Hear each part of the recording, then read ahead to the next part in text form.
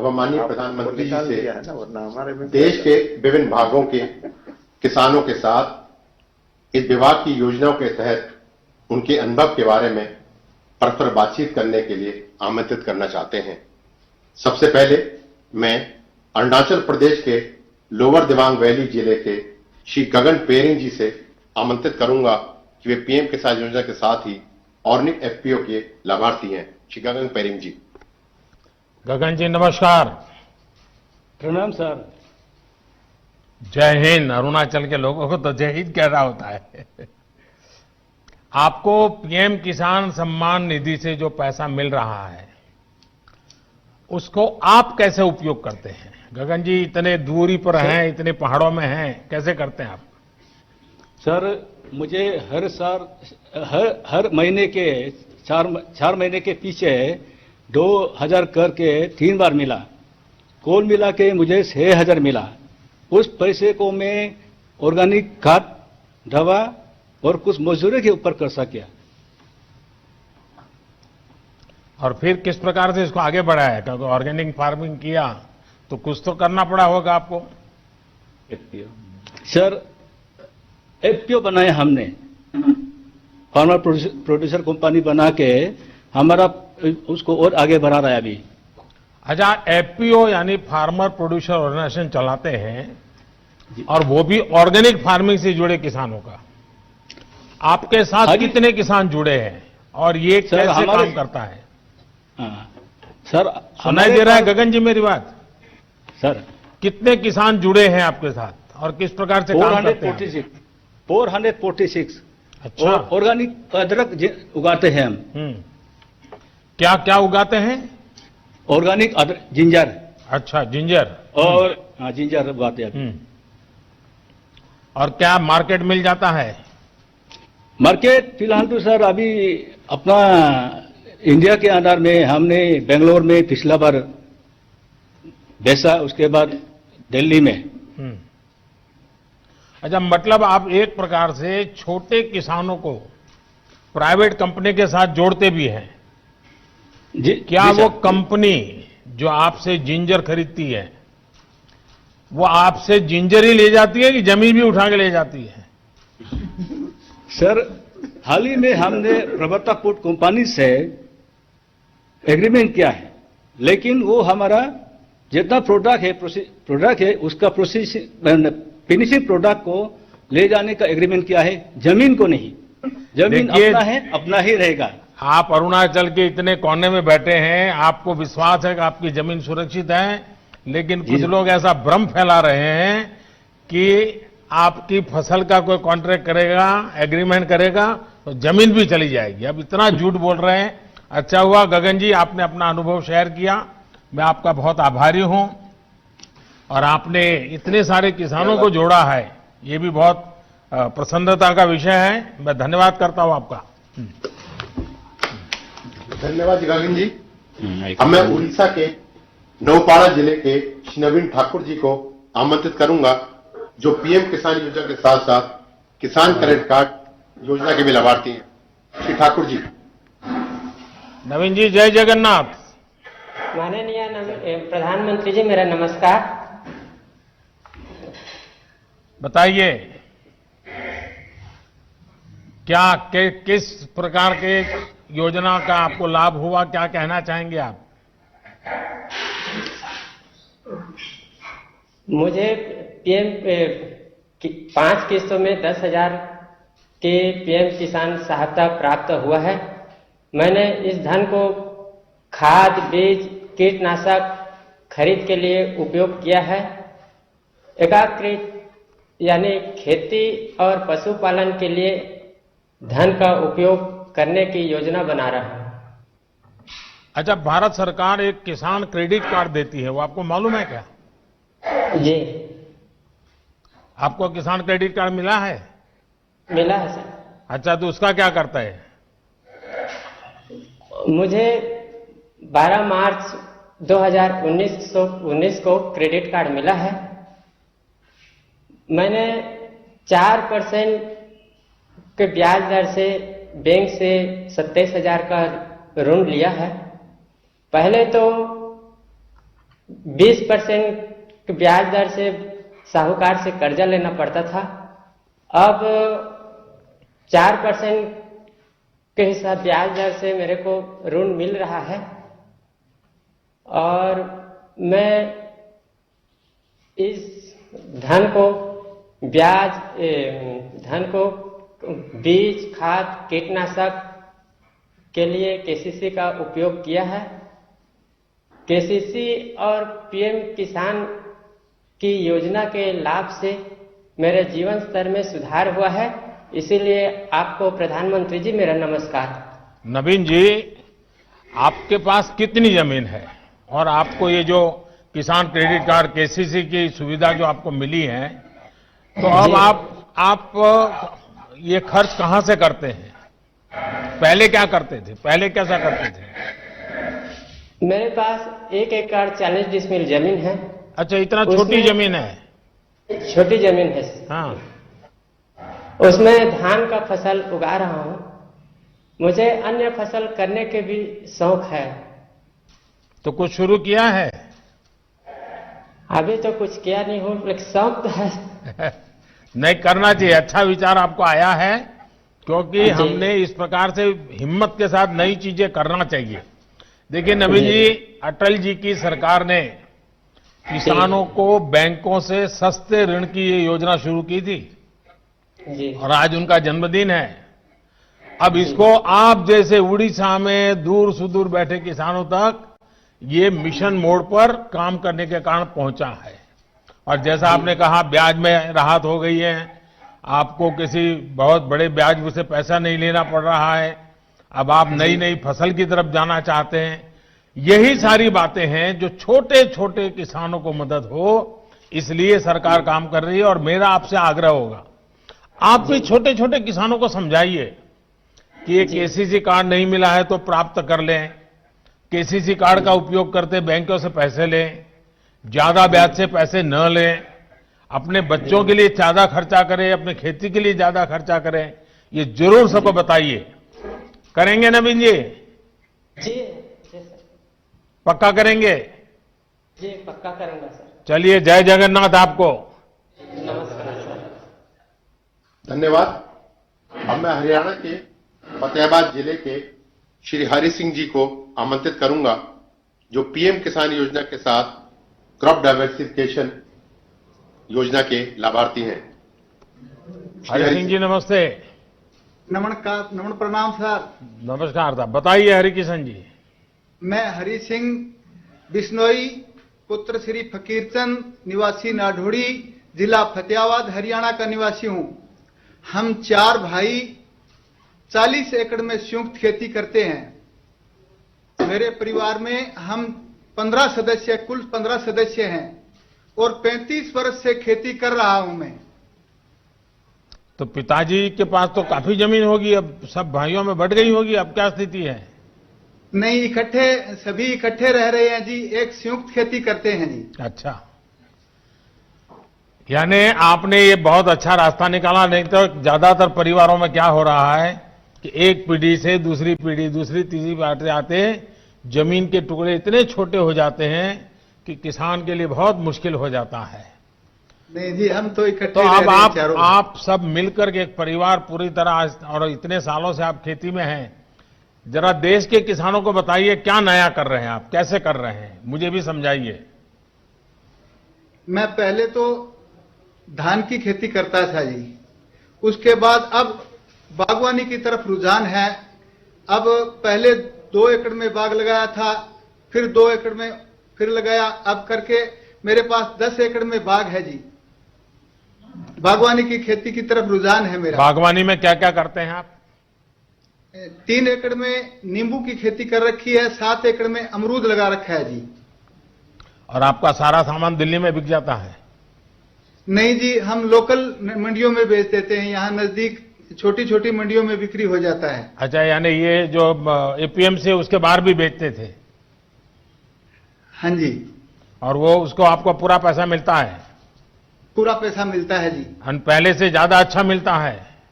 अच्छा मिलता है जी। अभी एमएसपी पे धान बेचा। चलिए, मैं पहले तो आपको और आपके सभी भाइयों को बधाई देता हूं क्योंकि वरना धन्यवाद जी। एक ही प्रकार की खेती करते करते इतना पानी हम बर्बाद कर दिए, इतनी जमीन बर्बाद कर दी। लेकिन आपने थोड़ा, भले 3 एकड़ से शुरू किया है, लेकिन मुझे विश्वास है कि नई नई चीजें करके आप बहुत अच्छी तरह योगदान करेंगे। और जमीन को अलग अलग फसलों से जोड़ने से आपकी जमीन की ताकत भी बढ़ेगी। आपको अनुभव आया होगा। तो मैं आपको बहुत बहुत बधाई देता हूं और आपके पूरे परिवार को मेरी तरफ से बहुत शुभकामनाएं। धन्यवाद जी। धन्यवाद। अब मैं महाराष्ट्र के लातूर जिले के श्री गणेश राजेंद्र भोसले जी को आमंत्रित करूंगा। वे पीएम किसान योजना के साथ साथ ही प्रधानमंत्री फसल बीमा योजना के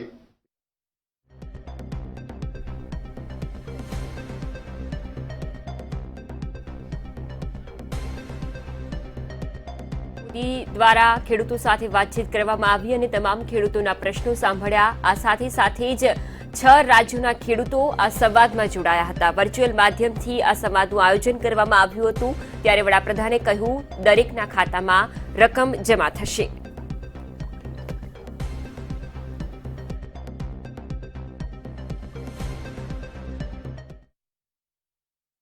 सच्ची सहेली, सच्ची सहेली, सच्ची सहेली। कितनी बार बता चुकी हूँ कि सिर्फ सच्ची सहेली ही है महिलाओं की नंबर 1 औषधि एवं टॉनिक। आज ही नजदीकी मेडिकल स्टोर से सच्ची सहेली आयुर्वेदिक सिरप अपने घर ले आएं। रण उत्सव, जब कच्छ की ये सफेद धरती नए रंग ओढ़ लेती, किसने सोचा होगा कि इस बंजर धरती में इतनी खुशियां भी पनप सकती। ये त्योहार, इसमें खुशबू है मिठास की, मस्ती की, मिट्टी की। इसमें खुशबू है गुजरात की। यहाँ त्योहार का मजा है हर दिन हर रात में। अरे कुछ दिन तो गुजारो गुजरात में।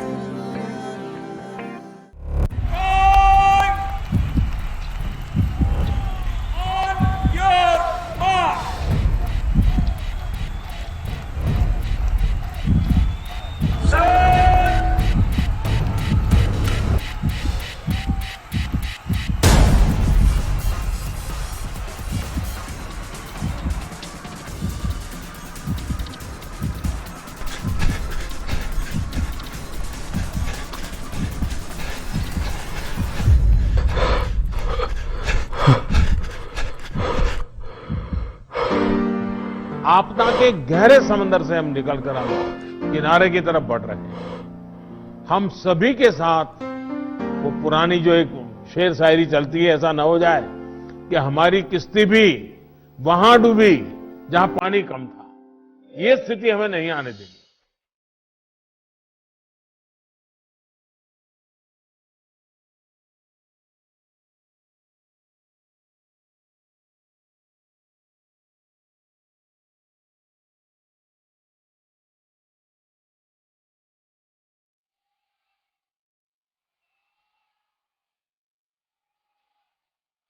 કોરોના સામે આપણે ઘણું લડ્યા, પણ થોડા માટે હારી ના જઈએ। આવો કોરોનાને હરાવીએ, ગુજરાતને જીતાડીએ।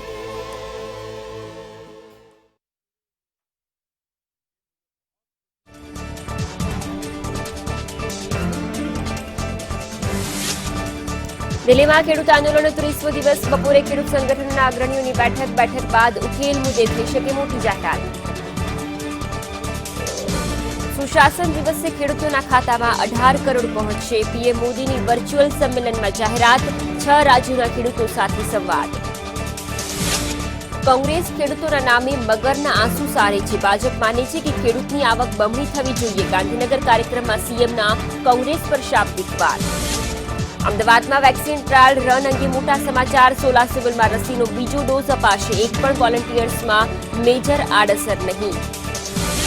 અમદાવાદમાં સફાઈ કર્મીઓની હડતાળનો બીજો દિવસ। પોલીસ ફરિયાદ દાખલ ન થતા હડતાળ યથાવત। 17,000 કર્મી કામથી રહ્યા અડગા। સુરતમાં જન્મદિને રાત્રે એકઠા થતા અલ્પેશ કથિરિયાની અટકાયત। એએસઆઈ સહિત 3 પોલીસકર્મી સસ્પેન્ડ। મંતવ્ય ન્યૂઝે પ્રસારિત કર્યો હતો અહેવાલ।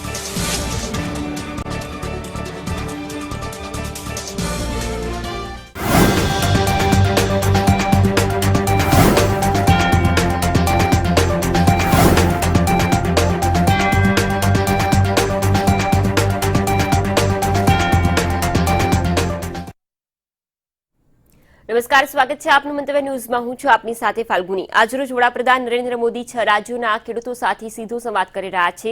સીધા પહોંચીશું ત્યાં. संयुक्त परिवार की सब होके 6 हेक्टेयर जमीन है, जिसमें मैं रबी में गेहूं, चना, मटर, लहसुन और प्याज की खेती करता हूं और खरीफ में सोयाबीन और मक्का की खेती करता हूं. सर, क्या अनुभव है, बताइए. क्या लाभ हो रहा है? सरकार की किस योजना का लाभ रहे हैं आप? सर, मुझे किसान सम्मान निधि 5 बार की मिली है और 5 बार मिली और 10,000 टोटल रुपए मुझे प्राप्त हुए, जिसका मैंने अपनी दवाई, खाद, बीज जहां जैसी जरूरत लगी वहां वैसा मैंने उसका उपयोग कर लिया. ट्रैक्टर भाड़ा जरूरत पड़ी तो वहां भी दे दिया. मतलब मुझे उसका सही टाइम टू टाइम उसका पेमेंट आया और उसको मैंने अच्छा, इस साल जब से ये नए कृषि सुधार कानून आए हैं, उसके पहले जो फसल आपने बेची है, तो इससे आपके जीवन में पहले और आज की तुलना में क्या फर्क आया? कोई अंतर समझा सकते हैं आप? बिल्कुल बिल्कुल सर. पहले ये जो नया कृषि कानून जो आया है, इसकी वजह से आज एक हमें नया विकल्प मिल गया है. पहले एक ही हमारे पास एक ही द्वार था, वो था मंडी का. लेकिन अभी हम किसी निजी व्यापारी या किसी अन्य संस्थान को हमारा माल हम बेच सकते हैं.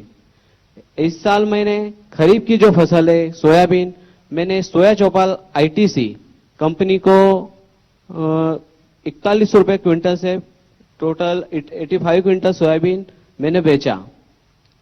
वहां मुझे उसकी खासियत ये लगी चौपाल की कि वहां पे एक दिन पहले ही हमें दर प्राप्त हो जाती है और हमारे सामने बड़ा कांटा होता है, उसे हमारे सामने चेक भी करवाया जाता है और सेम डे हमें पेमेंट मिल जाता है. और वहां की दूसरी भी अच्छी खासियत है कि हमारा जो माल है हमारे सामने उसका परीक्षण किया जाता है कि भाई इसमें इतनी दागी है, इतनी मिट्टी है, इतना मॉइस्चर है, और वो हमें डिटेल में सब बता देते हैं कि भाई इतना इतना है, आपको चाहे तो ये रेट है आपका, आप चाहो तो बेचो या आपकी इच्छा. तो नए कृषि कानून से मुझे ये जो एक और द्वार मिला है हमारा माल बेचने का, ये बहुत अच्छा लगा. आपको संतोष है? जी सर. आपके इलाके के और भी किसान फायदा उठाते हैं? बहुत किसान उठाते हैं सर. अच्छा, फिर कुछ नेता जो अपना राजनीतिक एजेंडा चलाने के लिए अपनी राजनीतिक विचारधारा किसानों के नाम पर थोपने में लगे हुए हैं और वो कह रहे हैं कि इससे तो किसानों को बड़ा नुकसान होगा. आप तो खुद किसान है और आप कह रहे हैं फायदा होगा. तो कहीं ऐसा तो नहीं है प्राइवेट वाले दाम इधर उधर करके मिट्टी है, टिकना है, फलाना है और आपके पैसे काट लेते हैं? ऐसा तो नहीं होता है ना सर? अगर ऐसा वो बता देंगे तो हम हमारा माल देंगे ही नहीं. और दूसरी बात, वो हमें हमारा पूरा परीक्षण हमारे सामने करके देते हैं. मतलब अलग से किधर लेके नहीं जाते हैं, हमारे सामने हमको बताते हैं कि ये इसमें इतना मिट्टी है तो इतना पेमेंट इसका कटेगा या नहीं कटेगा. या तो वो हमें सलाह दे देते हैं कि आप भाई इसको ग्रेडिंग करके ले आओ, मॉइस्चर हो तो सूखा कर ले आओ. यानी आपको पूरी तरह विश्वास है कि इस नई व्यवस्था से किसान को सचमुच में लाभ होगा? हाँ, हमें बिल्कुल विश्वास है सर. चलिए मनोज जी, मैं बहुत आभारी हूं आपका और आपके पूरे परिवार के लोग यहाँ आए हैं, मैं उन सबको भी प्रणाम करता हूं. और आपने सर, मेरा एक निवेदन है सर. जी जी बताइए. सर, हमारे कृषि में हमें अभी जंगली जानवर हमें बहुत परेशान हो रहे हैं, जिनको घोड़ा रोज बोलते हैं. हाँ, ये बात सही है आपकी. तो हमारे किसान लोग बहुत परेशान हैं. मुझे आज एक जगह मिल गई है कि डायरेक्ट मैं आपसे ये बात कर सकूं. ये बात सही है. कई जगह पे ये, जब मैं गुजरात में मुख्यमंत्री था तब भी ये समस्या मेरे सामने आती थी. लेकिन इस देश में अभी जो ये किसान आंदोलन के नाम से बैठे हुए हैं, उन्हीं की विचारधारा के दूसरे लोग एनवायरमेंट के नाम पर आंदोलन चला करके अगर किसी किसान ने किसी पशु को मार दिया तो उसको जेल भिजवा देते हैं यही लोग. यानी वो उधर एक आंदोलन चलाना, इधर दूसरा आंदोलन चलाना, क्योंकि उनकी राजनीतिक विचारधारा से करते हैं. और इसके कारण, लेकिन ये बात सही है कि इसका समाधान हम सबको मिलकर निकालना होगा और हिंदुस्तान के कई कोने में ये इस प्रकार की समस्या है। लेकिन मनोज जी, मैं आपका आभारी हूं, आपने इस बात का मेरे ध्यान पर आकर्षित किया। धन्यवाद जी। धन्यवाद जी। धन्यवाद। अब मैं तमिलनाडु के कृष्णगिरी जिले के श्री एम सुब्रमणी को आमंत्रित करूंगा, जो पीएम किसान योजना के साथ ही सूक्ष्म सिंचाई योजना के भी लाभार्थी हैं। श्री सुब्रमणी जी। वणक्कम। வணக்கம் பிரதமருக்கு வணக்கம். हाँ, बोलिए। உங்களை பத்தி சொல்லுங்க, உங்க இதை பத்தி, குடும்பத்தை பத்தி சொல்லுங்க, உங்களுக்கு எவ்வளவு ஜமீன் நிலம் இருக்குதோ அதை பத்தி சொல்லுங்க. வணக்கம் பிரதமருக்கு. என் பேர் சுப்பிரமணி, கிருஷ்ணகிரி மாவட்டம். என் குடும்பத்தில் 4 பேர் இருக்கிறோம். எங்களுக்கு 4 ஏக்கர் நிலம் இருக்குது. விவசாயம் செஞ்சுன்னு வர்றோம். தக்காளி 2 ஏக்கரை போட்டுருக்கோம். பட்டன் ரோஸ் 1 ஏக்கரை போட்டு இருக்கிறோம். मेरा नाम सुब्रमण्य है. मेरा परिवार में 4 सदस्य हैं. वो 4 सदस्य मिलकर हम खेती करते हैं. मेरा पत्नी, मैं और मेरा 2 लड़का हैं. और जो है वो मेरे पास 4 एकड़ जमीन है. उसमें से अभी जो टमाटर और जो गुलाब के फूल का पौधा जो मैं बताऊं. आप इतना बढ़िया हिंदी कैसे बोलते हैं? साहब मैं भोजपुरी सैनिक हूं साहब. अच्छा, फौज में थे? फौज में था साहब. अच्छा, वाह। तो आपने और भी फसल आप कर रहे हैं, और पानी की स्थिति क्या है? क्योंकि चेन्नई वगैरह में तो पानी की बड़ी दिक्कत है, तो गांव में और दिक्कत कैसी होती होगी? தண்ணி ரொம்ப கம்மியா கிடைக்குது, எப்படி நீங்க விவசாயம் பண்றீங்க அப்படின்னு கேட்கறாரு. தண்ணி கம்மியாக கிடைக்கிறதுக்கு நான் சொட்டு நீர் பாசனம் மூலிமா, தோட்டக்கலைத்துறை மூலிமா சொட்டு நீர் பாய்ச்சிட்டு வர்றேன். அவங்க சொல்லணும் 33,000 சொல்லணும். 1,33,000 ரூபாய்க்கு 100% மானியம் மூலியமா எங்களுக்கு இலவசமா 3 ஏக்கருக்கு சொட்டு நீர் பாசன வசதி செஞ்சு கொடுத்துறாங்க. அதனால 1 ஏக்கர் நிலம் வடிகால் மூலமா பாய்ச்சிட்டு இருந்தேன். இப்போ 3 ஏக்கராவும் விவசாயம் செய்கிறேன். அதனால எனக்கு 100% மூலியம் லாபமாகவும் 40,000 ரூபாய் வருமானம் வந்துச்சு போன வருஷம். இந்த வருஷம் சொட்டு நீர் தோட்டக்கலை மூலியமா வழங்குறதுனால எனக்கு 1,40,000 ரூபாய் வருமானம் இருக்குது. இதில் 40,000 போக மீது 1 லட்சம் மீதம் இருக்குது. साहब जी मुझे पहले जो बहुत पानी की यहाँ का कमती वजह से 4 एकड़ जमीन होने के बावजूद भी मुझे 1 ही एकड़ का जो जमीन का पानी का जो पूरा होता था. अभी जो ये ड्रिप इरिगेशन करके, ये जो ड्रिप इरिगेशन के बारे में जो हॉर्टिकल्चर का जो अधिकारी लोग मुझे सलाह देने की वजह से, सलाह के साथ साथ इन्होंने 1,33,000 की जो है इन्होंने जो 100% जो मान्यता दिया है, मान्यता सब्सिडी दिया है. सब्सिडी देने के बाद और उन्होंने साथ साथ मुझे ड्रिप का लगा कर भी दिया था. अभी लगाने की वजह से मुझे पहले 1 एकड़ का जो है वो पानी मिलता था, पूरा होता था. आजकल 3 एकड़ का जमीन को मेरा पानी पूरा हो जाता है. उसका वजह से मुझे पिछले जो इसमें जो ड्रिप इरिगेशन का पहले मैं 40,000 ही कमाता था 1 एकड़ के जमीन की वजह से. अभी जो है 3 एकड़ के जमीन होने की वजह से मुझे 1,40,000 का जो है वो धन मिलता है. अभी उसमें मुझे पहले ड्रिप इरिगेशन के पहले मुझे 40,000 मिलता था. अभी जो 1 लाख मुझे फालतू लाभ मिलता है. इसमें मैं बहुत खुश हूं. सुब्रमण्य जी, मैं आपको सबसे पहले बधाई देता हूं कि आपने कमाई तो की, लेकिन आपने मानव जात की सेवा की है, क्योंकि आपने पानी बचाया है. और सरकार की ये जो ड्रिप इरिगेशन, माइक्रो इरिगेशन की योजना है, जो पूरे देश में बहुत बड़ा अभियान चल रहा है, उसका आपने फायदा उठाया. और इस फायदे के कारण आपका 1 लाख रुपया आय भी बढ़ी, पानी भी बचा, आय भी बढ़ी, और आपकी जमीन का उपयोग भी हुआ. और इसलिए ये आपने ये लंबी सोच के साथ ये विचार किया, इसके लिए आप बहुत अभिनंदन के अधिकारी हैं. लेकिन मैं आपसे आग्रह करूंगा, आप इतने जागरूक किसान हैं, और किसानों को भी समझाइए कि पानी ज्यादा जरूरत नहीं होती है. अगर पानी को बूंद बूंद डालें तो भी अच्छी फसल होती है. लेकिन किसान के मन में क्या है कि जब तक पूरा खेत पानी से भरा हुआ देखता नहीं, तब तक उसको लगता है कि कुछ रह गया. हकीकत में तो पानी उसके मूल में जाना चाहिए और बूंद बूंद से जा सकता है. अगर ये काम आप कर लिए, बहुत बढ़िया किए हैं. और यहां तो मेरे सामने जय जवान भी है, जय किसान भी है. चलिए, वणक्कम आपको. धन्यवाद सुब्रमणी जी. अब मैं उत्तर प्रदेश के महाराजगंज जिले के श्री राम गुलाब को आमंत्रित करूंगा, जो कि पीएम किसान योजना के साथ साथ फार्मिंग एग्रीमेंट भी करते हैं। श्री राम गुलाब जी। राम गुलाब जी नमस्ते। प्रणाम सर, आपके चरणों में। हमारा नाम राम गुलाब है। मैं बनग्राम बीट मरगदवा राजा जिला महाराजगंज उत्तर प्रदेश के एक छोटा किसान हूं। मेरे पास महोदय 1.5 एकड़ जमीन है। इसमें हम धान, गेहूं और सब्जी की खेती करता हूं।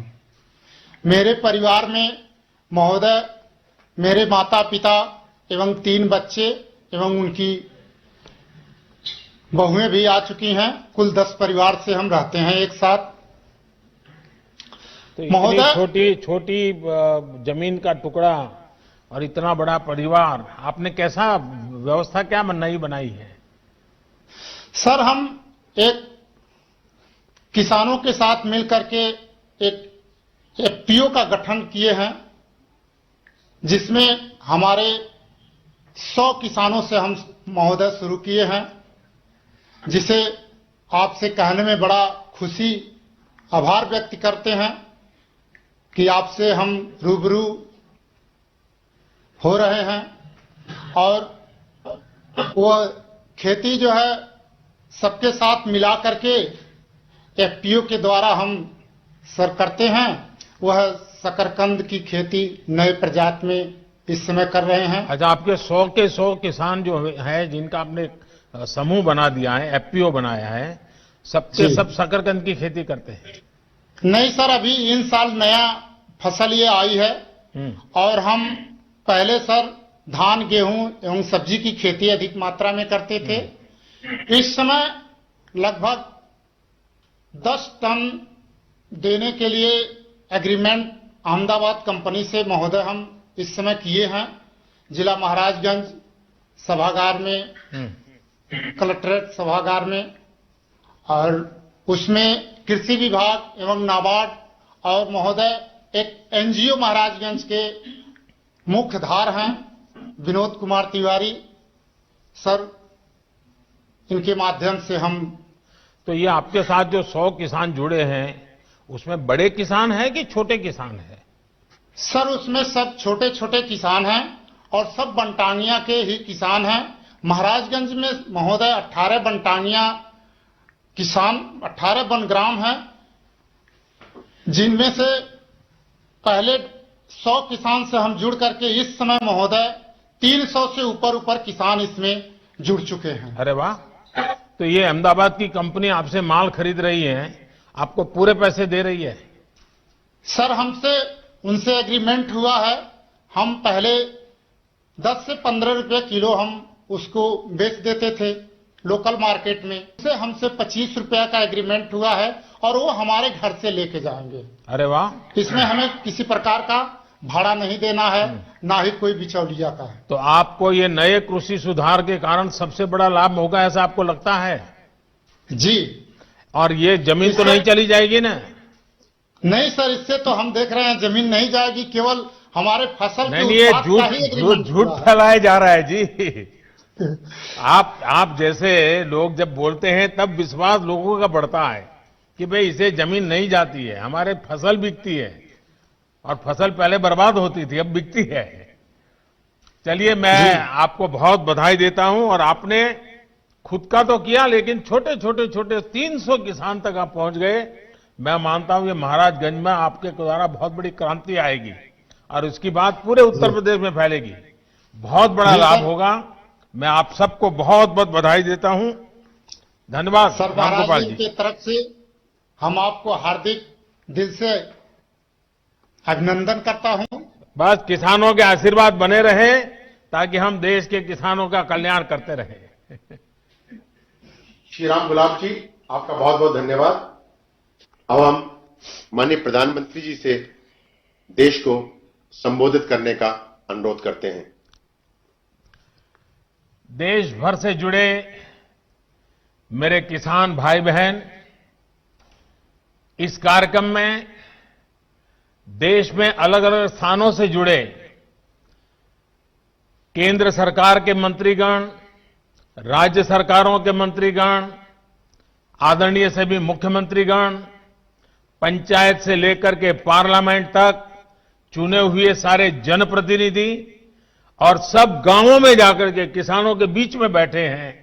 मैं आप सबको और मेरे किसान भाइयों बहनों को मेरी तरफ से नमस्कार।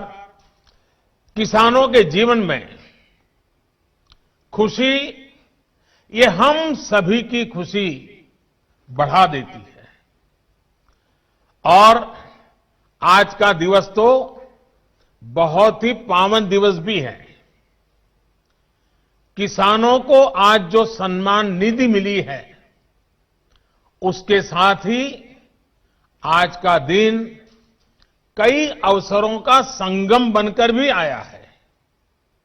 सभी देशवासियों को आज क्रिसमस की भी बहुत बहुत शुभकामनाएं। मेरी कामना है क्रिसमस का ये त्योहार विश्व में प्रेम, शांति और सद्भाव का प्रसार करे। साथियों, आज मोक्षदा एकादशी है, गीता जयंती है। आज ही भारत रत्न महामना मदन मोहन मालवीय जी की भी जयंती है। देश के महान कर्मयोगी, हमारे प्रेरणा पुरुष स्वर्गीय अटल बिहारी वाजपेयी जी की भी आज जन्म जयंती है। उनकी स्मृति में आज देश गुड गवर्नेंस डे भी मना रहा है। साथियों, अटल जी ने गीता के संदेशों के अनुरूप जीवन जीने का लगातार प्रयास किया। गीता में कहा गया है, स्वे स्वे कर्मणि अभिरतः संसिद्धिम लभते नरः, यानी जो अपने स्वाभाविक कर्मों को तत्परता से करता है उसे सिद्धि मिलती है। अटल जी ने भी अपना पूरा जीवन राष्ट्र के प्रति अपने कर्म को पूरी निष्ठा से निभाने में समर्पित कर दिया। सुशासन को, गुड गवर्नेंस को अटल जी ने भारत के राजनीति और सामाजिक विमर्श का हिस्सा बनाया। गांव और गरीब के विकास को अटल जी ने सर्वोच्च प्राथमिकता दी।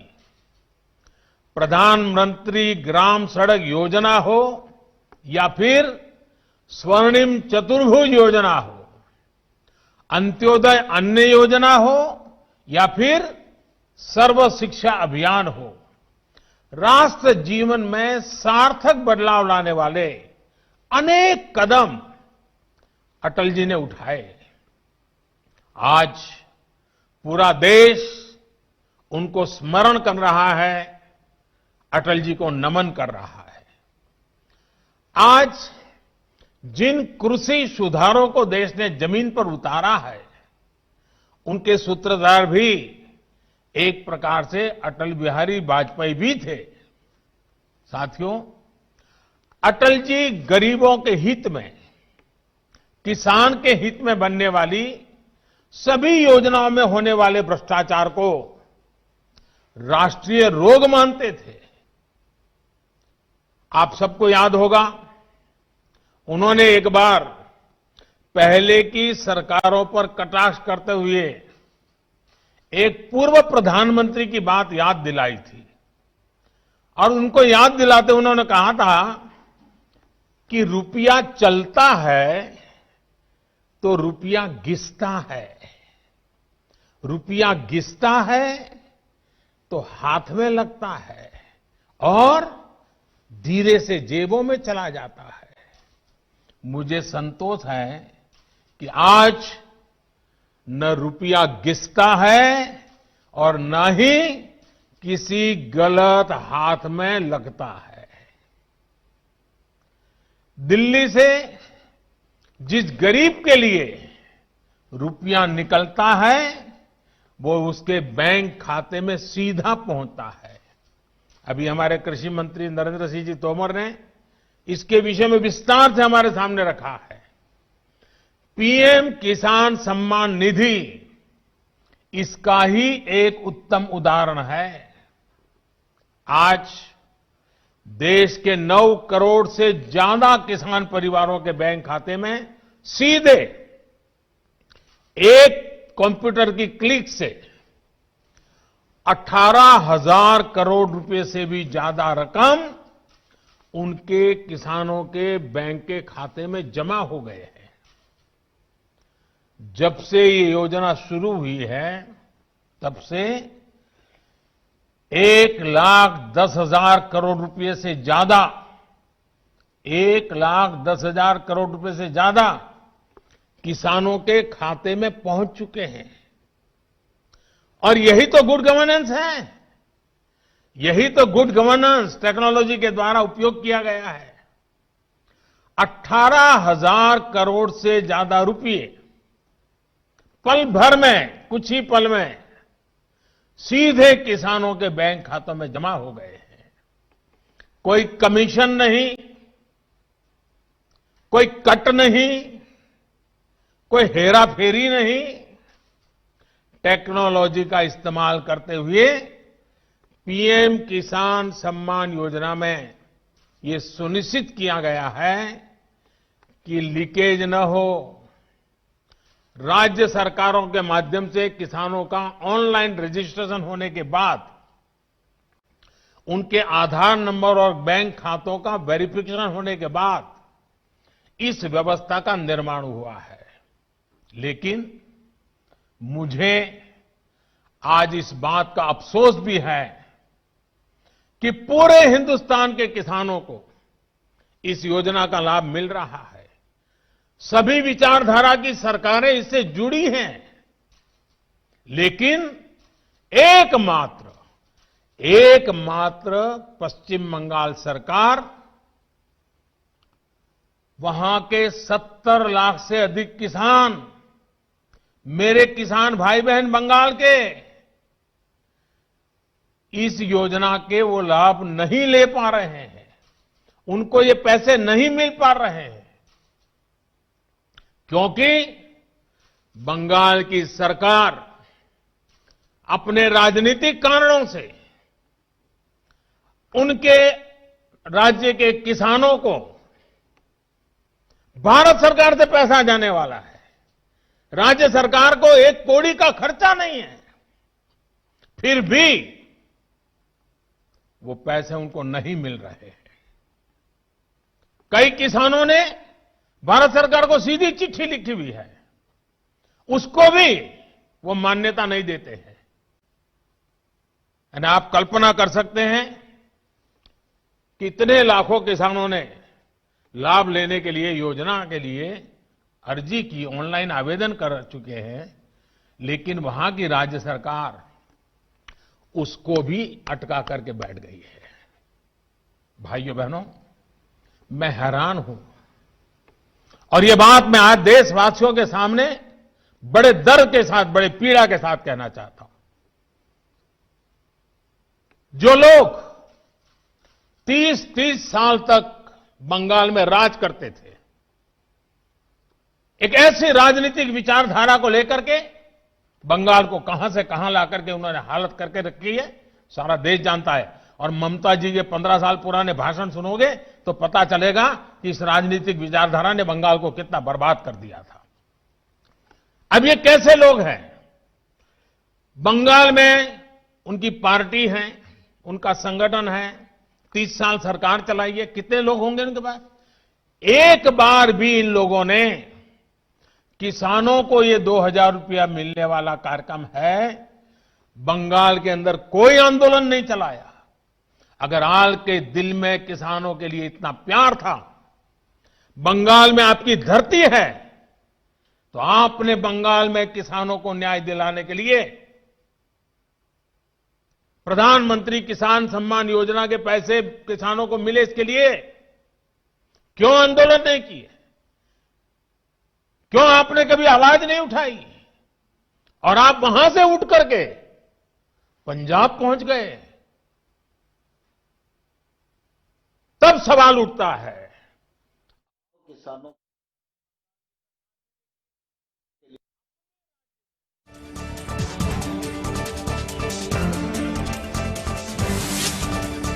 ખેડૂત આંદોલનનો આજે 30મો દિવસ બપોરે ખેડૂત સંગઠનો અગ્રણીઓ બેઠક કરશે. બેઠક બાદ ઉકેલ મુદ્દે થઈ શકે છે મોટી જાહેરાત.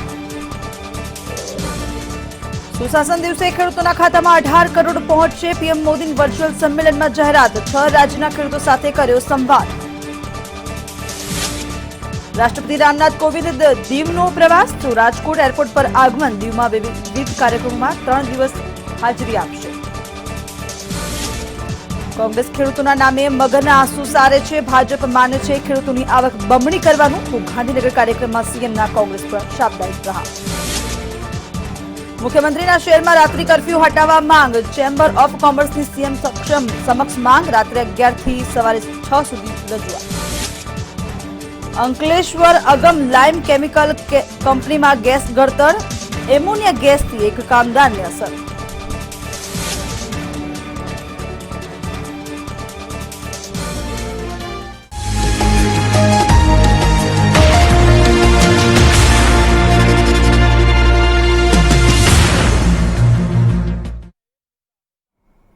નમસ્કાર, હું છું બિનલ. હવે જોઈએ સમાચાર વિગતવાર. તો હાલ પ્રધાનમંત્રી સંબોધન કરી રહ્યા છે. સીધા જઈશું ત્યાં.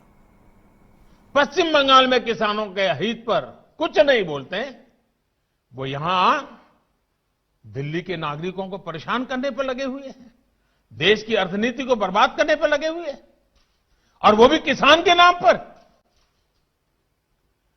इन दलों को आपने सुना होगा, मंडिया बोल रहे हैं, एपीएमसी की बात कर रहे हैं और बड़ी बड़ी हेडलाइन लेने के लिए भाषण कर रहे हैं। लेकिन ये दल, वही झंडे वाले, वही विचारधारा वाले जिन्होंने बंगाल को बर्बाद किया। केरल के अंदर उनकी सरकार है। इसके पहले जो 50 साल 60 साल तक देश पर राज करते थे, उनकी सरकार थी। केरल में एपीएमसी नहीं है, मंडियां नहीं है।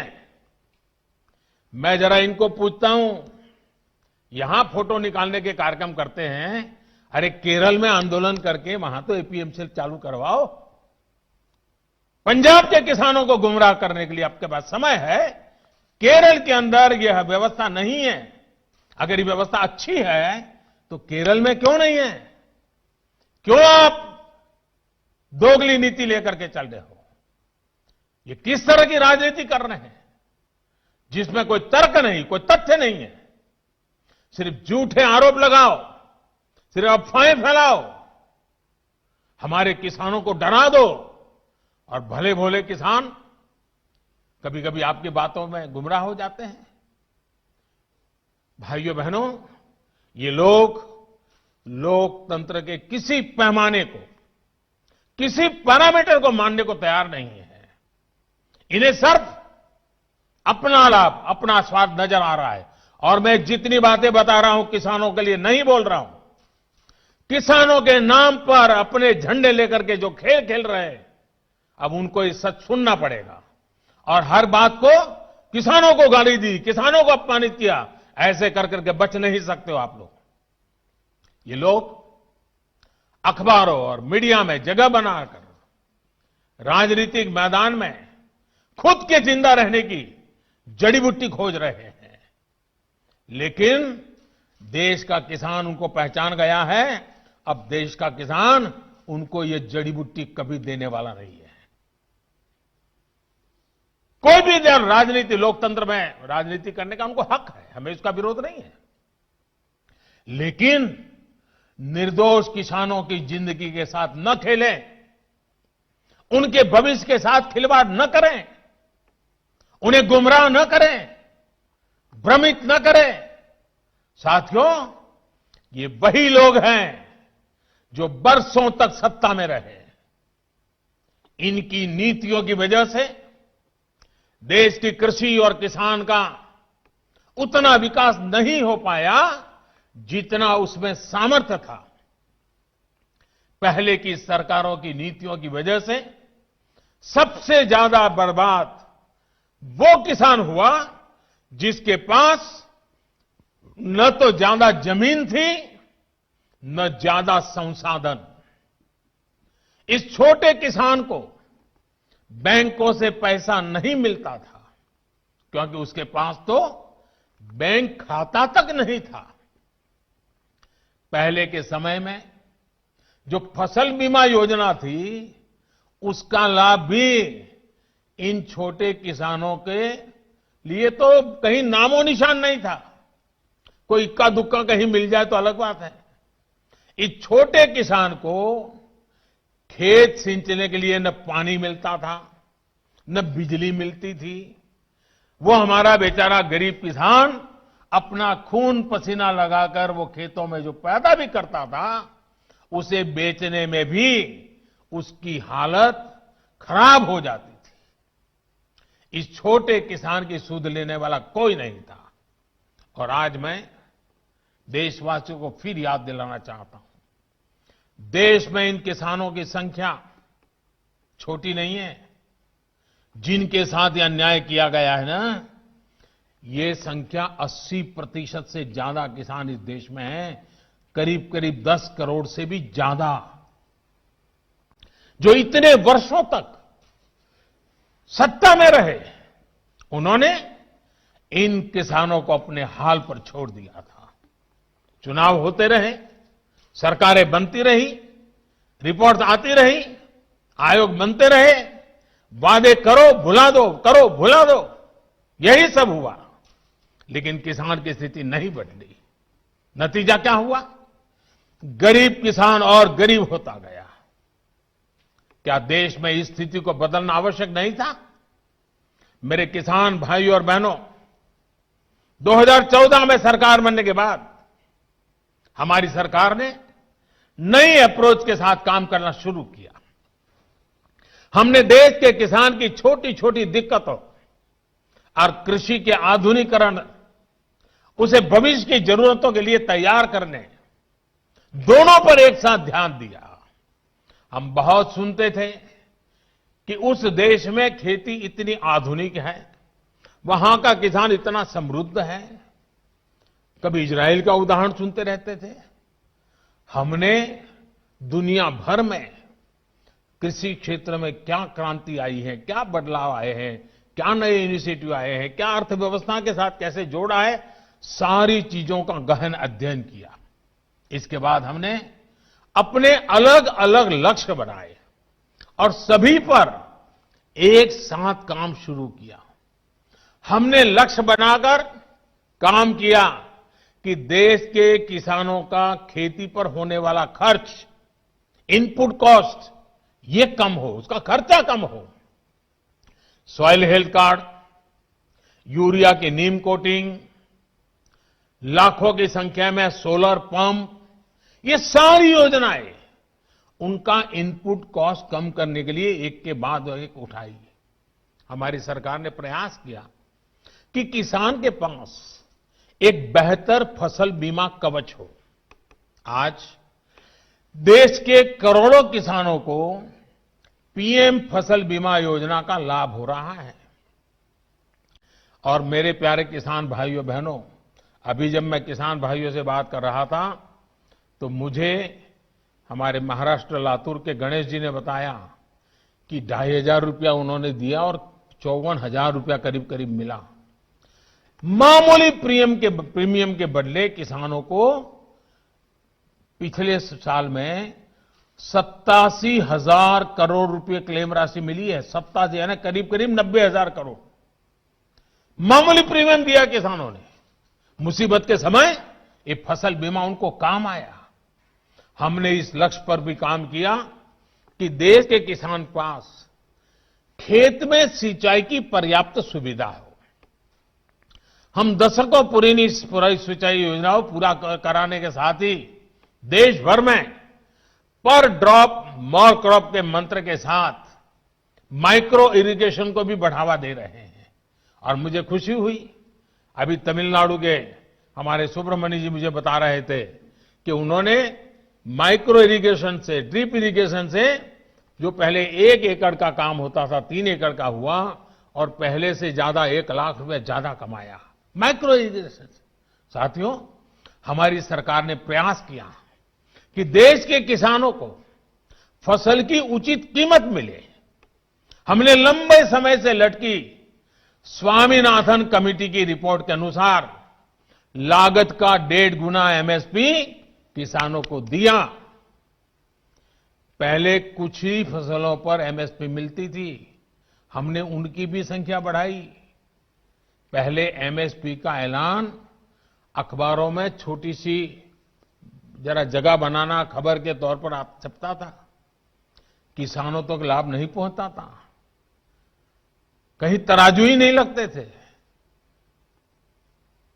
और इसलिए किसान के जीवन में कोई बदलाव ही नहीं आता था। हम आज एमएसपी पर रिकॉर्ड सरकारी खरीद कर रहे हैं। किसानों की जेब में एमएसपी का रिकॉर्ड पैसा पहुंच रहा है। जो आज किसानों के नाम पर आंदोलन कर रहे हैं, वो जब उनका समय था तब चूप मार करके बैठे हुए थे। ये जितने लोग आंदोलन चला रहे हैं ना, ये उस सरकार के हिस्सेदार थे, समर्थन करते थे। और यही लोग स्वामीनाथन कमेटी की रिपोर्ट के ऊपर बैठ गए थे, सालों तक बैठ गए थे। हमने आकर के निकाला, क्योंकि हमारे दिल में किसान की जिंदगी को भला करना, कल्याण करना, ये हमारा जीवन का मंत्र है, इसलिए कर रहे हैं। साथियों, हम इस दिशा में भी फसल बेचने के लिए किसान के पास सिर्फ एक मंडी नहीं, बल्कि उसको विकल्प मिलना चाहिए, बाजार मिलना चाहिए। हमने देश की 1000 से ज्यादा कृषि मंडियों को ऑनलाइन जोड़ा। इनमें भी 1 लाख करोड़ रुपए से ज्यादा का कारोबार किसानों ने कर दिया है। किसान ऑनलाइन बेचना शुरू किया है। साथियों, हमने एक और लक्ष्य बनाया कि छोटे किसानों के समूह बने, ताकि वो अपने क्षेत्र में एक सामूहिक ताकत बनकर काम करे। आज देश में 10,000 से ज्यादा किसान उत्पादक संघ एफपीओ बनाने का अभियान चल रहा है। उन्हें आर्थिक मदद दी जा रही है। अभी हम महाराजगंज के राम गुलाब जी से सुन रहे थे, 300 के करीब किसानों को इकट्ठा किया है उन्होंने, और पहले की तुलना में 1.5 गुना भाव से माल बेचना शुरू हुआ है। एफपीओ बनाया उन्होंने, वैज्ञानिक तरीके से खेती में मदद ली, और आज उनको फायदा हो रहा है। साथियों, हमारे कृषि क्षेत्र की सबसे बड़ी आवश्यकता है गांव के पास ही भंडारण, कोल्ड स्टोरेज। इसकी आधुनिक सुविधा कम कीमत पर हमारे किसानों को उपलब्ध हो। हमारी सरकार ने इसे भी प्राथमिकता दी।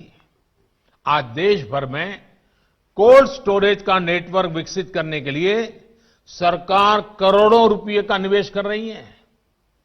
हमारी नीतियों में इस पर भी बल दिया गया है कि खेती के साथ ही किसान के पास आय बढ़ाने के दूसरे विकल्प भी हो। हमारी सरकार मछली पालन, पशुपालन, डेयरी उद्योग, मधुमक्खी पालन सभी को प्रोत्साहित कर रही है। हमारी सरकार ने यह भी सुनिश्चित किया कि देश के बैंकों का पैसा देश के किसानों के काम आए। 2014 में जब हम पहली बार सरकार में आए और शुरुआत थी हमारी, 2014 में जहां 7 लाख करोड़ रुपए का प्रावधान एक किसानों के लिए किया गया था धन के लिए, वही इसे अब करीब 14 लाख करोड़ रुपए यानी 2 गुना किया गया है, ताकि किसान को कर्ज मिल सके। बीते कुछ महीनों से करीब 2.5 करोड़ छोटे किसानों को किसान क्रेडिट कार्ड से जोड़ा गया है और अभियान तेजी से चल रहा है। हम मछली पालकों, पशुपालकों, उनको भी किसान क्रेडिट कार्ड दे रहे हैं। ये लाभ उनको भी अब दिया जा रहा है। साथियों, हमने इस लक्ष्य पर भी काम किया, खेती की दुनिया में क्या चल रहा है। इसके लिए देश में आधुनिक कृषि संस्थान हो। बीते वर्षों में देश में अनेक नए कृषि संस्थान बने हैं। कृषि की पढ़ाई की सीटें बढ़ी हैं और साथियों खेती से जुड़े इन सारे प्रयासों के साथ ही हमने एक और बड़े लक्ष्य पर काम किया। ये लक्ष्य है गांव में रहने वाले किसान का जीवन आसान हो। साथियों, आज जो किसानों के लिए इतने आंसू बहा रहे हैं, इतने बड़े बड़े बयान दे रहे हैं, बड़ा दुख दिखा रहे हैं, जब ये लोग सरकार में थे तब इन्होंने किसानों का दुख, उनकी तकलीफ दूर करने के लिए क्या किया, ये देश का किसान अच्छी तरह जानता है। आज सिर्फ खेती ही नहीं बल्कि उसके जीवन को आसान बनाने के लिए हमारी सरकार उसके दरवाजे तक पहुंची है, खेत के मेड़ तक पहुंची है। आज देश के छोटे और सीमांत किसान को अपना पक्का घर मिल रहा है, शौचालय मिल रहा है, साफ पानी का नल मिल रहा है। यही किसान है जिसे बिजली के मुफ्त कनेक्शन, गैस के मुफ्त कनेक्शन, ये बहुत बड़ा लाभ हुआ है। हर साल आयुष्मान भारत योजना के तहत 5 लाख रुपए तक के मुफ्त इलाज की सुविधा ने आज मेरे छोटे किसान के जीवन की बहुत बड़ी चिंता कम की है। 90 पैसे प्रतिदिन, यानी एक चाय से भी कम कीमत, 90 पैसे प्रतिदिन और 1 रुपया महीना के प्रीमियम पर बीमा, ये मेरे किसानों के जीवन में बहुत बड़ी ताकत है। 60 वर्ष की आयु के बाद 3,000 रुपये मासिक पेंशन, ये सुरक्षा कवच भी आज किसान के पास है। साथियों, आजकल कुछ लोग किसान की जमीन की चिंता करने का दिखावा कर रहे हैं। किसानों की जमीन हड़पने में कैसे कैसे लोगों के नाम अखबारों में चमकते रहे हैं, हम जानते हैं। ये लोग तब कहां थे जब मालिकाना दस्तावेज के अभाव में किसानों के घर और जमीन पर अवैध कब्जे हो जाते थे। गांव के छोटे और सीमांत किसानों को, खेत मजदूरों को इस अधिकार से इतने सालों तक वंचित किसने रखा? इसका जवाब इन लोगों के पास नहीं है। गांव में रहने वाले हमारे भाई बहनों के लिए ये काम आज हो रहा है। अब गांव में किसानों को उनके मकान का, जमीन का नक्शा और कानूनी दस्तावेज दिया जा रहा है। टेक्नोलॉजी की मदद से स्वामित्व योजना के बाद अब गांव के किसान को भी जमीन और घर के नाम पर बैंक से कर्ज मिलना आसान हुआ है। साथियों, बदलते समय के साथ अपनी अप्रोच का विस्तार करना भी उतना ही जरूरी है। हमें 21वीं सदी में भारत की इस कृषि को आधुनिक बनाना ही होगा और इसी का बीड़ा देश के करोड़ों किसानों ने भी उठाया है और सरकार भी उनके साथ कंधे से कंधा मिला करके आगे बढ़ने के लिए कृत संकल्प है। आज हर किसान को यह पता है कि उसकी उपज का सबसे अच्छा दाम कहां मिल सकता है। पहले क्या होता था कि अगर मंडी में बेहतर दाम नहीं मिलते थे या फिर उसकी उपज को दोयम दर्जी का बताकर खरीदने से इनकार कर दिया जाता था तो किसान मजबूरी में औने पौने दामों पर अपनी उपज बेचने को मजबूर रहता था। इन कृषि सुधारों के जरिए हमने किसानों को बेहतर विकल्प दिए हैं।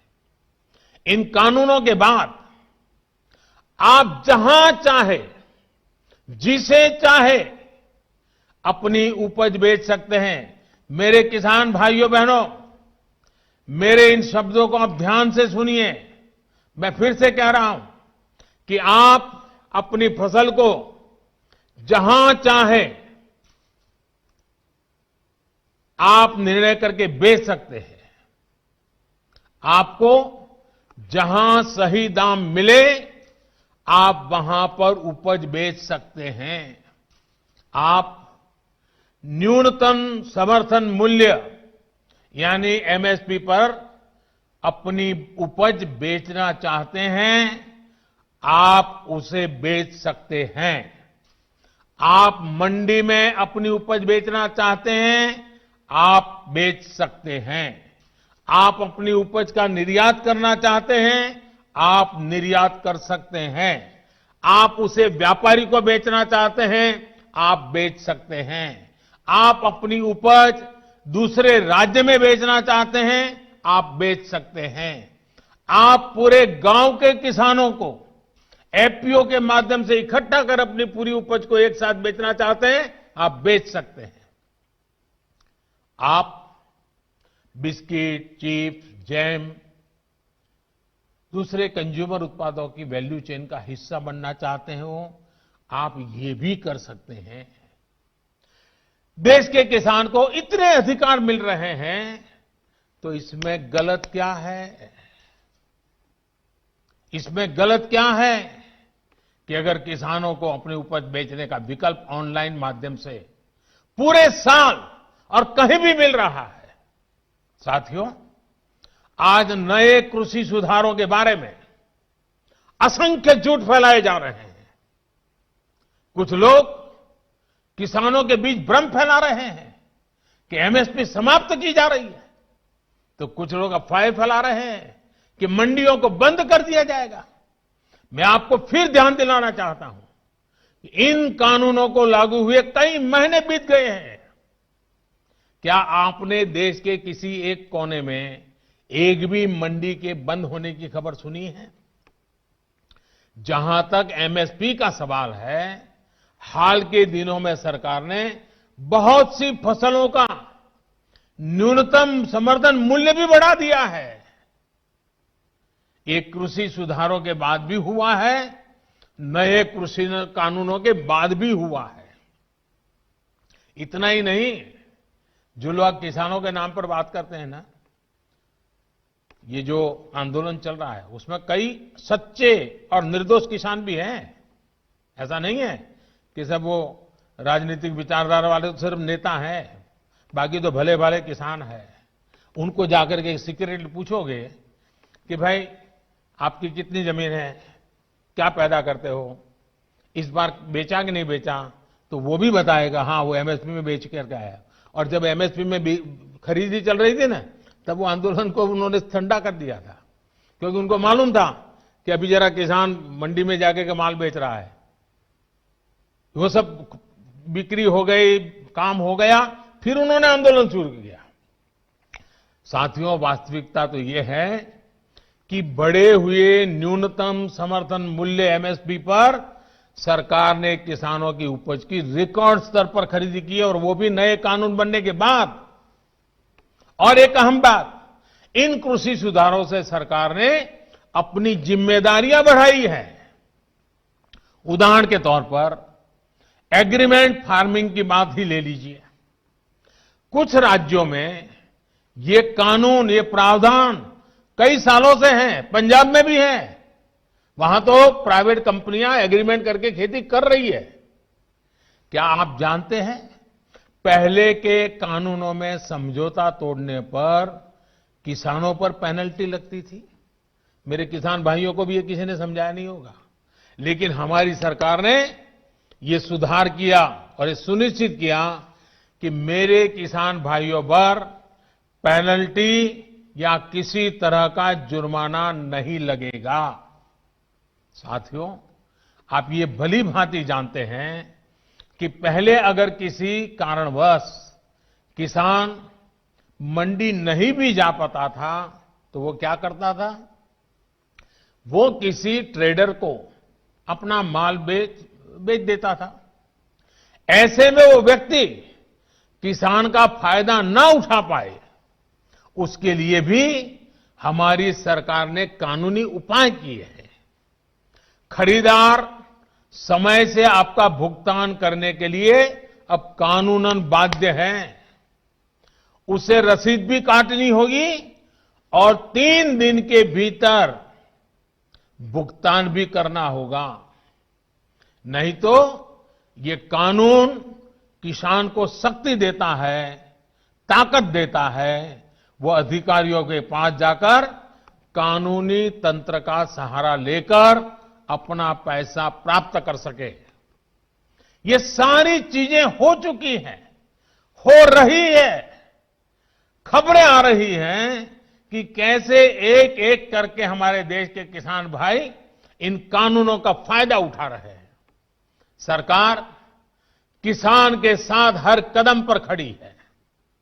किसान चाहे जिसे अपनी उपज बेचना चाहे, सरकार ने ऐसी व्यवस्था की है कि एक मजबूत कानून और लीगल सिस्टम किसानों के पक्ष में खड़ा रहे। साथियों, कृषि सुधारों का एक और अहम पक्ष भी ये है के लिए समझना जरूरी है। अब जब कोई किसान के साथ एग्रीमेंट करेगा तो वो ये भी चाहेगा कि उपज अच्छी से अच्छी हो। इसके लिए एग्रीमेंट करने वाला किसानों को अच्छे बीज, आधुनिक तकनीक, अत्याधुनिक उपकरण, विशेषज्ञता ये हासिल करने में मदद करेगा ही करेगा, क्योंकि उसको तो उसी रोजी रोटी उसमें है। अच्छी उपज के लिए सुविधाएं किसानों के दरवाजे पर उपलब्ध करवाएगा। एग्रीमेंट करने वाला व्यक्ति बाजार की ट्रेंड से पूरी तरह वाकिफ रहेगा और इसी के अनुरूप हमारे किसानों को बाजार की मांग के हिसाब से काम करने में मदद करेगा। अब आपको मैं एक और स्थिति बताता हूं। अगर किसी वजह से, किसी परेशानी की वजह से किसान की उपज अच्छी नहीं होती या फिर बर्बाद हो जाती है, तो भी ये याद रखिए, तो भी जिसने एग्रीमेंट किया है उसको, किसान को उपज का जो दाम निर्धारित हुआ था वो उसको देना ही पड़ेगा। एग्रीमेंट करने वाला अपने एग्रीमेंट को अपनी मर्जी से खत्म नहीं कर सकता है। लेकिन दूसरी तरफ अगर किसान एग्रीमेंट को किसी भी वजह से खत्म करना चाहता है तो किसान कर सकता है, सामने वाला नहीं कर सकता है। क्या ये स्थिति किसानों के लिए फायदेमंद है कि नहीं है? सबसे ज्यादा एश्योरेंस किसान को है कि नहीं है? किसान को फायदा होने वाली गारंटी इसमें है कि नहीं है? તો વડાપ્રધાન નરેન્દ્ર મોદી દ્વારા ખાસ વાતચીત કરવામાં આવી ખેડૂતો સાથે। 6 રાજ્યના ખેડૂતો સાથે તેઓએ વાતચીત કરી, જેમાં તેમણે જણાવ્યું કે સરકાર જે પણ કાયદા લાવી રહી છે, નિયમો લાવી રહી છે, તેમાં ફક્ત ને ફક્ત ખેડૂતોનું હિત છે।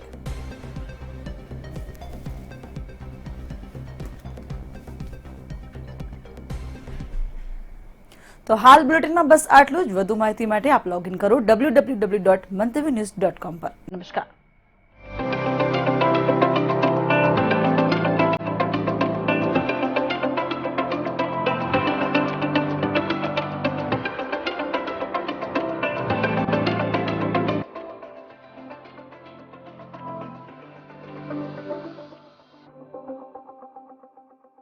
सच्ची सहेली, सच्ची सहेली, सच्ची सहेली। कितनी बार बता चुकी हूँ कि सिर्फ सच्ची सहेली ही है महिलाओं की नंबर 1 औषधि एवं टॉनिक। आज ही नजदीकी मेडिकल स्टोर से सच्ची सहेली आयुर्वेदिक सिरप अपने घर ले आएं। So fresh. How? Because I use Tirupati cotton seed oil, जो है टोकोफेरॉल से भरपूर। ये खाने को स्वादिष्ट बनाए और रखे क्रिस्पी, क्रंची और फ्रेश घंटों तक। तिरुपति कॉटन सीड ऑयल मेरे और मेरी फैमिली के लिए बेस्ट है। ये निशान है उन सभ्यताओं के जो आज से हजारों साल पहले यहाँ पर फल फूल रहे थे। धोलावीरा और लोथल। यहाँ आपको पदचिन्ह मिलेंगे इंडस वैली सिविलाइजेशन यानी कि सिंधु घाटी की सभ्यताओं के। ये खंडहर बता रहे हैं कि ये इमारत कितनी बुलंद थी और रहेगी। यहाँ खुशबू है सभ्यता की, विकास की, इंसान की विजय यात्रा की। यहाँ खुशबू है गुजरात की। सच्ची सहेली, सच्ची सहेली, सच्ची सहेली। कितनी बार बता चुकी हूँ कि सिर्फ सच्ची सहेली ही है महिलाओं की नंबर 1 औषधि एवं टॉनिक। आज ही नजदीकी मेडिकल स्टोर से सच्ची सहेली आयुर्वेदिक सिरप अपने घर ले आएं। इंग्लिश में ना पड़ी दઈએ ફુવાના માસાના ભાણેજના રિશ્તાને ના કહેવાનું ટુ મચ પ્રેશર હટાવો ગુજરાતીશાદી.com પર આવો આજે જ રજીસ્ટર કરો. So fresh. How? Because I use Tirupati cotton seed oil, जो है टोकोफेरॉल से भरपूर. ये खाने को स्वादिष्ट बनाए और रखे क्रिस्पी, क्रंची और फ्रेश घंटों तक. तिरुपति कॉटन सीड ऑयल मेरे और मेरी फैमिली के लिए बेस्ट है. कच्छ का ये रण हिंदुस्तान का तोरण है. चांदनी रात की ये सफेद धरती, यूं लगता है जैसे चांद जमीन पर उतर आया है. प्रकृति की कठिनाइयों को दिल पे नहीं लेते कच्छ के लोग. जीवन को सजाते हैं रंगों से, कला से. यहाँ खुशबू है उत्साह की, उत्सव की. खुशबू है गुजरात की. आपने कच्छ नहीं देखा तो कुछ नहीं देखा. कुछ दिन तो गुजारो गुजरात में.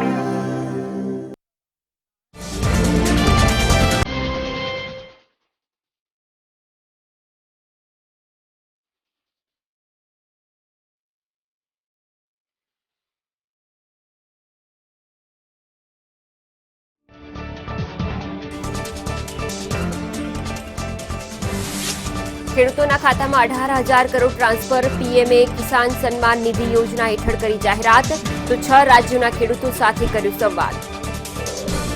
રાષ્ટ્રપતિ રામનાથ કોવિંદ દીવના પ્રવાસે. રાજકોટ એરપોર્ટ પર આગમન. દીવમાં વિવિધ કાર્યક્રમોમાં 3 દિવસ આપશે હાજરી.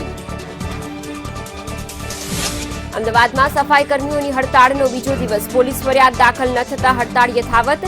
17,000 કર્મી કામથી રહ્યા અળગા. કોંગ્રેસ ખેડૂતોના નામે મગરના આંસુ સારે છે. ભાજપ માને છે કે ખેડૂતની આવક બમણી થવી જોઈએ. ગાંધીનગર કાર્યક્રમમાં સીએમના કોંગ્રેસ પર શાબ્દિક વાર. સુરતમાં જન્મદિનની રાત્રે એકઠા થતા અલ્પેશ કથિરિયાની અટકાયત. એએસઆઈ સહિત 3 પોલીસકર્મી સસ્પેન્ડ. મંતવ્ય ન્યૂઝે પ્રસારિત કર્યો હતો અહેવાલ. જામનગર ગેસ સિલિન્ડરના ભાવ વધારા સામે વિરોધ. ચૂલા પર રોટલા બનાવી મહિલા. કોંગ્રેસનો વિરોધ. પોલીસે કરી અટકાયત.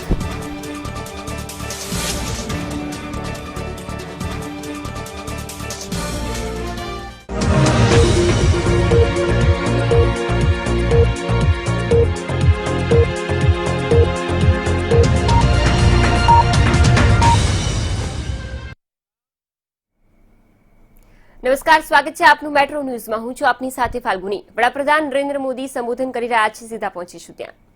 दोनों की जरूरत होगी तो उन्होंने भारत के किसानों के साथ साझेदारी करनी पड़ेगी. जब हमने दूसरे सेक्टर में इन्वेस्टमेंट और इनोवेशन बढ़ाया तो हमने आय बढ़ाने के साथ ही उस सेक्टर में ब्रांड इंडिया को भी स्थापित किया. अब समय आ गया है कि ब्रांड इंडिया दुनिया के कृषि बाजारों में भी खुद को उतनी ही प्रतिष्ठा के साथ स्थापित करे. साथियों, कुछ राजनीतिक दल जिन्हें देश की जनता ने लोकतांत्रिक तरीके से नकार दिया है, वो आज कुछ किसानों को गुमराह करके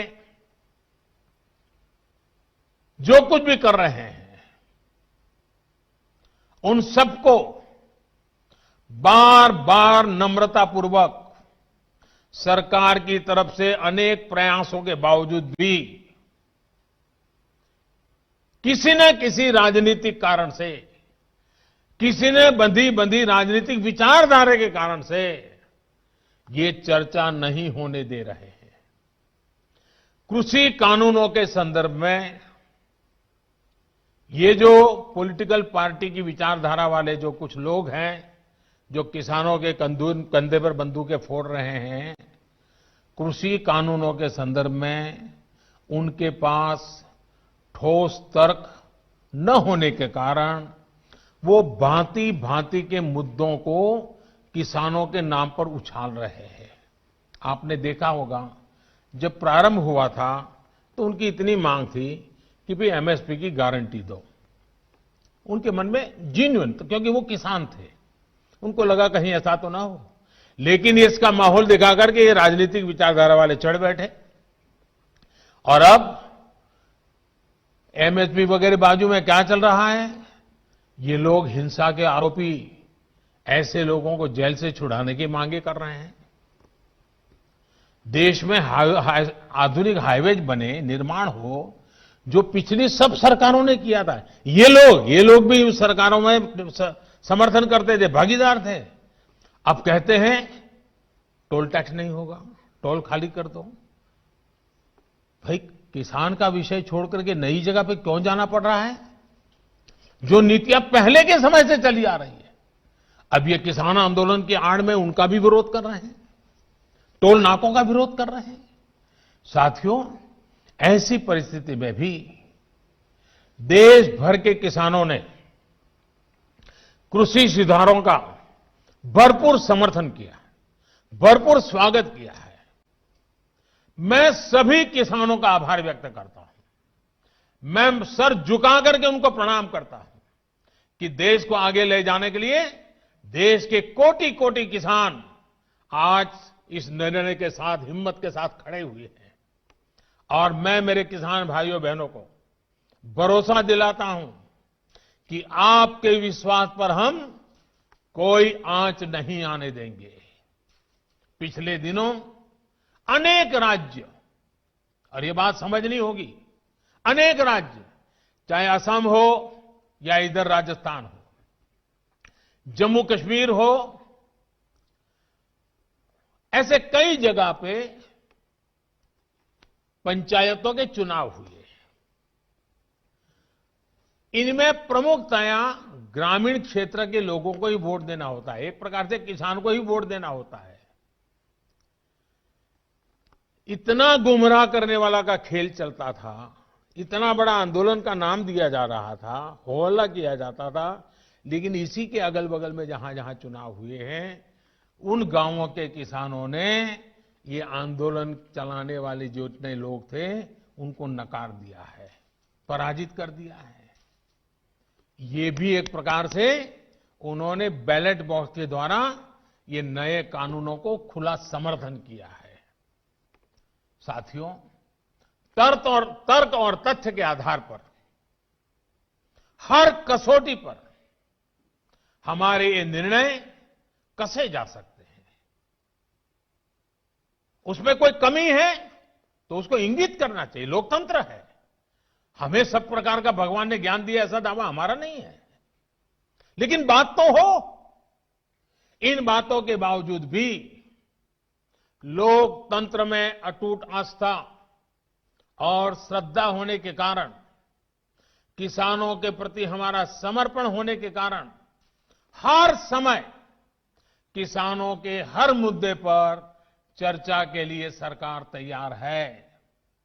समाधान के लिए हम खुला मन लेकर के चल रहे हैं। कई दल ऐसे भी हैं जो इन्हीं कृषि सुधारकारों के पक्ष में रहे हैं। उनके लिखित बयान भी हमने देखे हैं। वो आज अपनी कही बात से ही मुकर गए हैं, उनकी भाषा बदल गई है। वो राजनीतिक नेता जो किसानों को भ्रमित करने में जुटे हुए हैं, जिनकी लोकतंत्र में रत्ती भर भी श्रद्धा नहीं है, वो विश्वास ही नहीं करते डेमोक्रेसी में। दुनिया के कई देशों में उनका परिचय है लोगों को। ऐसे लोगों के जो भी उन्होंने कहा है पिछले दिनों, जिस प्रकार के अनलगढ़ आरोप लगा है, जिस भाषा का प्रयोग किया है, पता नहीं कैसी कैसी इच्छाएं व्यक्त की है, मैं बोल भी नहीं सकता हूं। ये सब करने के बावजूद भी, उन सब चीजों को सहन करने के बाद भी, उसको पेट में उतार करके, मन ठंडा रख करके, उन सबको सहन करते हुए मैं आज फिर एक बार नम्रता के साथ उन लोगों को भी जो हमारे घोर विरोध करने पर तुले हुए, उनको भी कहता हूं, मैं नम्रता के साथ कहता हूं, हमारी सरकार किसान हित में उनसे भी बात करने के लिए तैयार है, लेकिन बात मुद्दों पर होगी, तर्क और तथ्यों पर होगी। साथियों, हम देश के अन्नदाता को उन्नत करने के लिए हर संभव प्रयास कर रहे हैं। जब आपकी उन्नति होगी तो पूरे राष्ट्र की उन्नति तय है। सिर्फ आत्मनिर्भर किसान ही आत्मनिर्भर भारत की नींव डाल सकता है।